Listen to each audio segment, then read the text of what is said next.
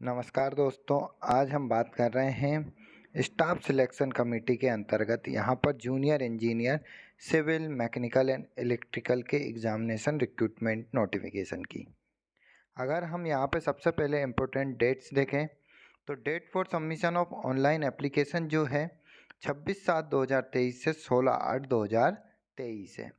Last date and time for receipt of online application जो है 16/8/2023 है। Date of window for application form correction and online payment for correction के लिए यहाँ पर 17/8/2023 से 18/8/2023 है। और पेपर 1 के लिए जो टेंटेटिव डेट है कंप्यूटर बेस्ड एग्जामिनेशन के लिए वो अक्टूबर मंथ में रहेगा। सबसे पहले अगर हम यहाँ पर देखें बॉर्डर रोड ऑर्गेनाइजेशन BRO के अंतर्गत जेई की पोस्टें सी सिविल के लिए, तो यहाँ एसेंशियल एजुकेशन क्वालिफिकेशन की अगर हम बात करें degree in civil engineering from recognise university और इंस्टीट्यूट होना चाहिए। इसके अलावा 3 year diploma in civil engineering from recognise university, institute और बोर्ड। लेकिन यहाँ पर एंड भी है, जिसका मतलब है कि यहाँ पर दोनों एजुकेशन आवश्यक है। 3 year diploma in civil engineering and 2 year working experience in planning, execution और maintenance of civil engineering work. Age limit जो है अप टू 30 ईयर यहाँ पर है। सेम यहाँ पे JE junior engineer electronics and mechanical के लिए भी यहाँ पद है। तो यहाँ essential qualification degree in electrical और मैकेनिकल, या इसके अलावा यहाँ पर 3 year diploma in electrical, automobile और मैकेनिकल इंजीनियरिंग, इसके साथ साथ 2 ईयर एक्सपीरियंस यहाँ पर रिक्वायर्ड है। और age limit up to 30 year same है। अगली जो पोस्ट है सेंट्रल पब्लिक वर्क डिपार्टमेंट के अंतर्गत है, जिसमें जूनियर इंजीनियर सिविल और जूनियर इंजीनियर इलेक्ट्रिकल के लिए पोस्ट है। अगर हम यहाँ पे एसेंशियल क्वालिफिकेशन सिविल के लिए diploma in civil engineering from recognise university और इंस्टीट्यूट, और जेई इलेक्ट्रिकल के लिए देखें तो डिप्लोमा इन इलेक्ट्रिकल और mechanical engineering from recognise university और इंस्टीट्यूट। एज लिमिट दोनों में 32 साल यहाँ पर है। अगली जो पोस्ट है वो सेंट्रल वाटर कमीशन के लिए यहाँ पर है।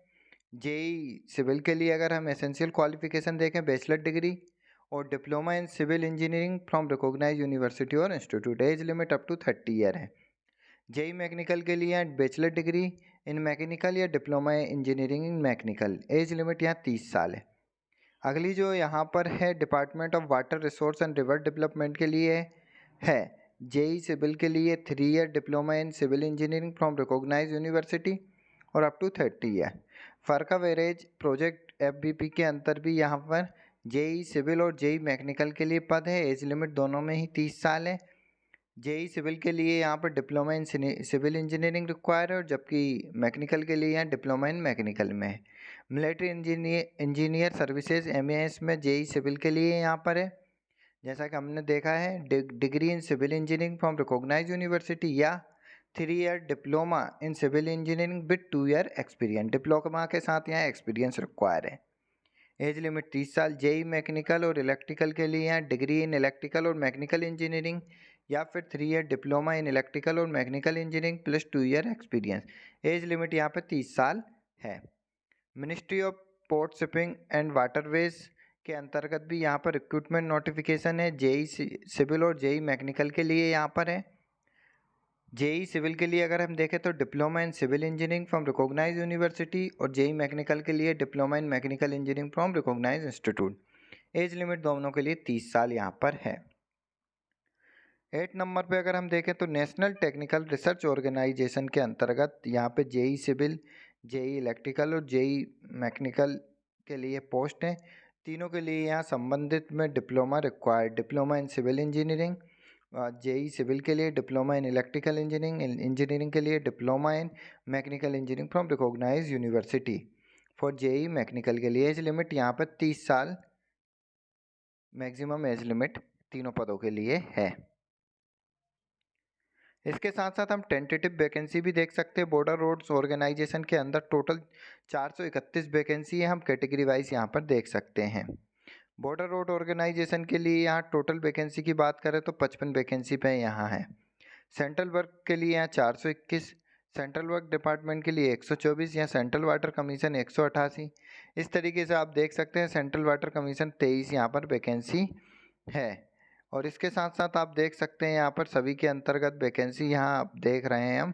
फरका वेरेज प्रोजेक्ट के लिए 15, यहाँ पे भी 6 और 29। मिलिट्री इंजीनियरिंग सर्विस के लिए यहाँ 29 वैकेंसी टोटल है।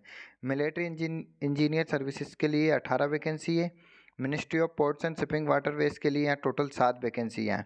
Ministry of ports and shipping and waterway के लिए यहाँ पे 1 वैकेंसी यहाँ पे बता रखी। नेशनल टेक्निकल रिसर्च ऑर्गेनाइजेशन के लिए 4 वैकेंसी टोटल दे रखी है। यहाँ पर एक इस तरीके से जो पोस्ट है टोटल 1324 पदों के लिए यहाँ रिक्रूटमेंट नोटिफिकेशन है।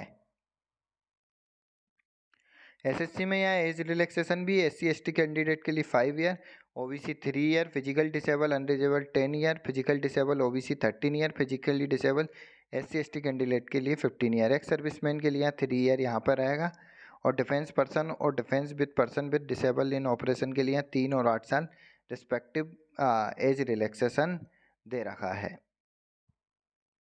सेम यहाँ पर एग्जामिनेशन सेंटर और उनके कोड दे रखे। सेंट्रल रीजन बिहार और उत्तर प्रदेश के लिए, ईस्ट रीजन के लिए यहाँ अंडमान निकोबार के साथ झारखंड, उड़ीसा, सिक्किम एंड वेस्ट बंगाल के लिए है।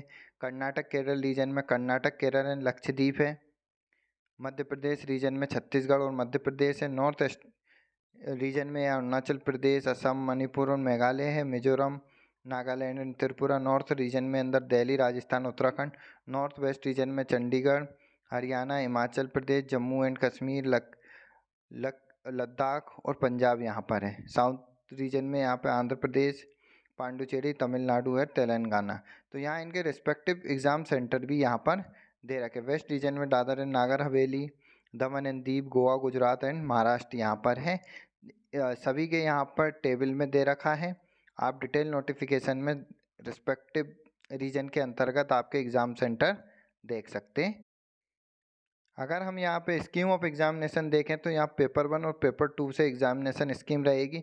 सबसे पेपर 1 देखें तो कंप्यूटर बेस्ड एग्जामिनेशन रहेगा, जिसके अंदर जनरल इंटेलिजेंस एंड रीजनिंग रहेगी, जिसके अंदर 50 क्वेश्चन रहेंगे, 50 मार्क्स के लिए रहेंगे। जनरल अवेयरनेस के अंदर 50 क्वेश्चन, 50 मार्क्स के लिए। पार्ट ए के लिए जनरल इंजीनियरिंग, सिविल और स्ट्रक्चरल रहेगा। पार्ट बी यहाँ पर जनरल इंजीनियरिंग इलेक्ट्रिकल के लिए रहेगा। Part C general engineering mechanical के लिए। यहाँ 100 क्वेश्चन रहेंगे एवं 100 मार्क्स के लिए आएंगे। 2 आवर्स के लिए यहाँ पर क्वेश्चन रहेगा।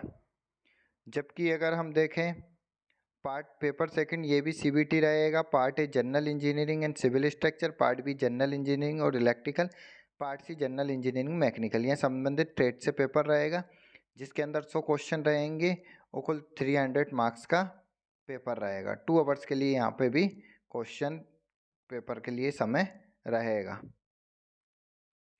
डिटेल में नोटिफिकेशन के लिए आप ऑफिशियल वेबसाइट ssc.nic.in पर विजिट करके डिटेल में नोटिफिकेशन प्राप्त कर सकते हैं।